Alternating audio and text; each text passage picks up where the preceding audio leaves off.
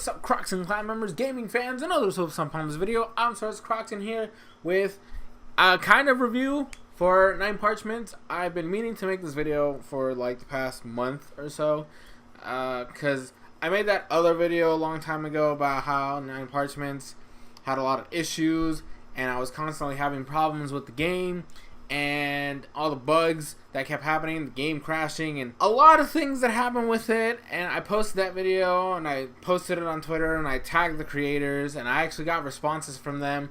And then the game got updated not too long after that, and I was able to complete the game, and then I never talked about it again. I felt kind of bad. Perfectly honest, it's just that I've been kind of lazy with video creation recently. I'm trying to get into a groove of things where I actually just, hey, if I get an idea for a video, just fucking do it. Just do it, right? And this is one of the ones that I've been dying to make for the past month. So basically, this video is going to be my thoughts on the 9 Parchments video game that came out on the Switch, Xbox, PC. I don't know if it ever got to the PS4, but I'm pretty sure it did. So it's basically on every console. But for the Switch, it's only an eShop title, so there's no physical release. This is a game I actually downloaded the demo for before the game released, and I personally enjoyed the game. A demo that I tried, I freaking loved it, so I decided to buy the game when it came out. And of course, I made that other video before because I was having a lot of issues where the game would crash, and then we would have to restart over and over again because when the game first came out on the Switch, there was only one save file, and there was a lot of problems with it, and so basically you would have to restart a game constantly if you wanted to play the game, right? And since I was playing as a local multiplayer, you know, with my sister and mom, it was a struggle. It was a real struggle to play the game because of all this stuff that was happening. But in the core of it, the game was fun, and I really liked the game, and that's one of the reasons why it was so frustrating every time the game crashed. Back when I made that original video, the biggest issue I had with is the fact that we were basically almost done. I think we had like 2 bosses left, like the first mini boss and then the actual final boss of the game, and then like a couple stages in between, and then we're done with the game. We had been playing for like 7 hours, and the game crashed, and then it was just bad. It was a bad day.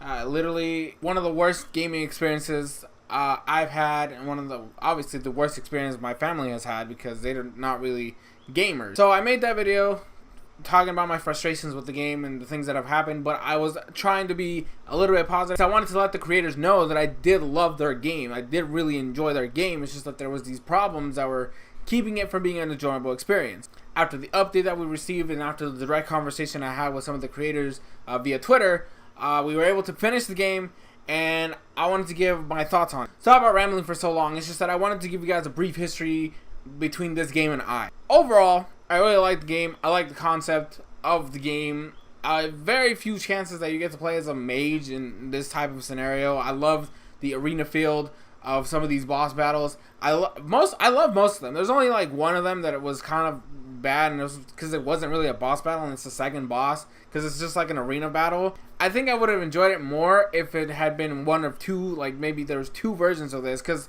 to just have a standalone arena battle like that as a boss, and it's the second boss of the game, I don't know how I felt about that. I feel like that was the weakest part of the game, but I love the first boss. The fact that it was challenging. But I think the best part about this game, right? The best part about this game is how the level difficulty progresses. When you start off the game in the first couple levels, you know, most of the enemies you run into are very easy to defeat. You get a basic general idea of how the game is supposed to progress. You have your basic enemies with their special abilities. So you have the red ones are immune to fire, the blue ones are immune to ice, the yellow ones are immune to electricity, the purple ones are immune to poison, and then you have your typical healers.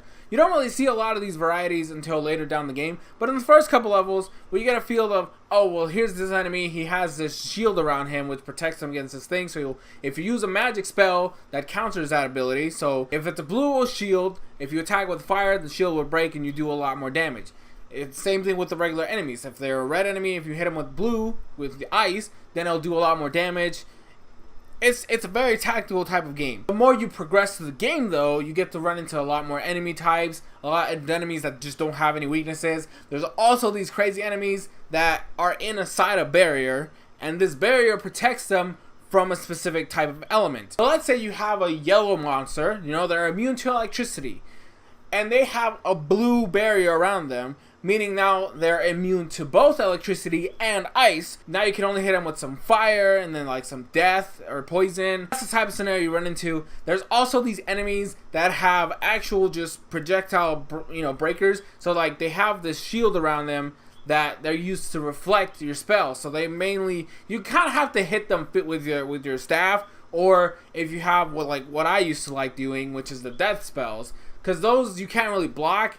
So it's just like, oh, you throw the death spell and then, or poison, if you, it depends on which one they call it, classified as death, but it looks more like poison.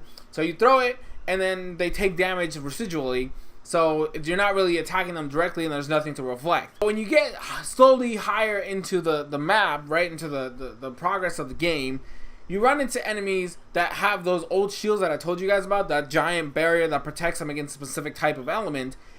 And when if you ever get stuck inside it, it actually starts hitting you with that element. So if it's a yellow barrier that they have around themselves and it has that weird shape, if you land on it, they actually send out vibrations of electricity, so you get hit with lightning spells. And it's crazy. The game teaches you what you need, the basics from the start, and then slowly starts to amp up the difficulty. So you run into regular enemies first, and then you run into enemies that have resistances to certain spells. You have enemies that are immune to a certain spell because of a shield. You have enemies that just block projectiles, and you slowly start getting into, and the worst part, but also the best part, is that then you run into multiple enemies in an area. So normally when you start off, you get one type of enemy that you run into, but later down the line you have enemies that have, so there's a fire one and there's an ice one, and they kind of counter each other. There's one enemy that literally has every single type, so you gotta attack it depending on what it's not resistant to at that moment in time. So maybe they start shooting you with ice, you gotta hit them with fire, but then they switch it up and start hitting you with fire, so you gotta hit them with ice, and it's really crazy. It's a great enemy though. I really enjoyed it. And then when you get those situations where, like I said earlier, you have that giant barrier that attacks you if you land in it, and then you have two giant monsters with these types of barriers, so they're basically giving each other immunity while also attacking you with two different variety of spells. So it gets really hectic. It gets really hectic, but it's a lot of fun, which is what I really liked about it. And the final boss, this is going to be a huge spoiler for those of you guys who don't. If you end up buying the game, then this is a huge spoiler. I'm going to give you guys a little bit of a hint on how to beat the final boss too, which is a big spoiler. So if you don't want to watch it, then I'll probably link in the description or something like that, timestamp or something like that, so you can skip this part. The final boss was a bitch to fight. I freaking love that battle. Okay, I freaking loved that battle because it made you think. You start off the game in the academy. That's where the journey begins. The game ends in the academy after it's gotten blown up by this freaking giant witch thing. You get up there, you get into that boss battle, and you are ready to die. There was 3 of us, and we struggled. We were playing that boss battle for I think 3 hours because of how difficult it was. Because we just kept dying and dying and dying and dying, and we just kept dying, and it was frustrating. It was really frustrating until we learned the patterns, and then I had to do a little research myself of how her powers worked because I was a little confused about it. Because the way it worked is she was like those enemies, those old enemies that we had that changed their element depending on what spells they were using. This bitch had this type of ability. She had these giant freaking statues around the arena. We were basically an arena. There's one enemy though, and there's a pillar in each one, and each pillar coordinated with one specific magic. So you had a green one for healing, which obviously you got to take that one down because otherwise she's gonna keep healing. There's a red one for fire, there's a yellow one for lightning, a blue one for ice. There's all elements are being in this small area, and you have to kill her.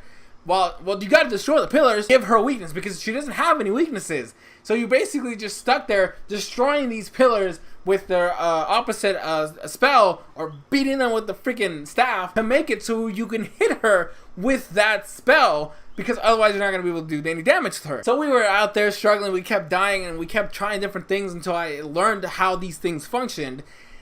And basically, the best strategy to beat her is to literally just destroy all the pillars at once. You have to literally just, before they regen, because the pillars regen, that's the difficulty of the battle. you break the pillars, and then there's a little bar at the bottom of the screen of all the pillars, right? And they're glowing. When you destroy one, there's this little bar that it has that just completely goes down. And slowly over time, it goes back up until it fills up, and then the tower is restructured, and then she has that ability again. You break all those pillars, she can't regenerate them anymore, which means you can just go in. And oh my, it took us forever to, like I said, I needed to research how these powers worked because I was confused, because we were trying different things. We were destroying the pillars, mainly focusing on the healing one, so we would prevent her from healing, but then the other ones would constantly activate, and we couldn't get to them in time. And she has a lot of AoE attacks, like just giant pillars of powers, and you just get hit, and if you get hit, you die, and it's crazy. So we get in there, I finally learned how these powers work, so we break all the pillars, which stops them from regenning, and then we go to town, we're beating her, and it felt rewarding. The struggle that we went through to beat that boss felt rewarding at the end of it, especially after the struggle we had just to play the game beforehand. Beating the boss after struggling for so long and trying to think of different variety of ideas and strategies to defeat it, it was satisfying. It's been a really long time since I've gone to a boss and felt satisfied beating it. There's a level of strategy and like, you have to really think hard for this game. Like, this game forces you to think, and that's what I really liked about it. I don't know, maybe it's just because I've been playing easy games for the past like couple years, and every time I fight a boss, they're just like, oh well, find the pattern, kill it, and then go for there. But in this game, while yes, there is something you need to figure out to completely defeat it, like, it made it easier once I figured that out, right? But at the same time, I had to look for that weakness. Most games tell you what the weakness is. This game, well, I guess it kind of threw you a hint, like, oh, you break this, well, she loses that, that invulnerability. But no, there's nothing in the game that specifically tells you if you break all the pillars, they don't come back. Because you're just assuming that as soon as you break one, it brings back up. Because there's a meter that tells you when it's going to come back up. You don't know that that's a thing. And yeah, there was times where we destroyed like 3 to 4 pillars, and then we started hammering her with those spells, but then they would slowly come back and we have to destroy the pillars again. It was a routine at that point until we figured out that that's how you do it. To the creators of 9 Parchments, the team of Frozen Bite, I want to thank you for this experience. I don't know how many people actually go out of their way to let you guys know that you have a fantastic product. You obviously care for your audience, because I posted that video, you responded to it basically the next day with points. You literally went point for point with everything I said in that video, and I could not have been more happy. I was in total shock that a video game company producer would even take the time of their day to watch a video of a channel of my size. I'm literally a nobody, and you responded to all of the issues I had with it with the most amount of respect. You guys deserve more freaking fans. Like, it's not even a joke. I feel like any company that takes their time to listen to criticism and respond to them in kindness deserves more praise than the typical company that says, fuck the fans, what we make is what we make, and you deal with it. You listened, and I think that's worthy of a recognition. I know it took me a long time to post this video to thank you guys. I apologize, but I'm really glad that you paid attention. I don't know if you're gonna watch this video. If you do, I hope to see a response from you as well.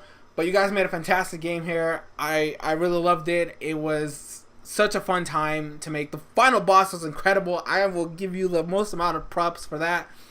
It's been one of the best boss battles I've had in a really long time, and I couldn't have been happier about it. So it made the trip worth it. Besides the struggles that we had, that final boss literally made everything worth it. Like, I'm not even joking here. From the bottom of my heart, thank you for the experience that you gave me.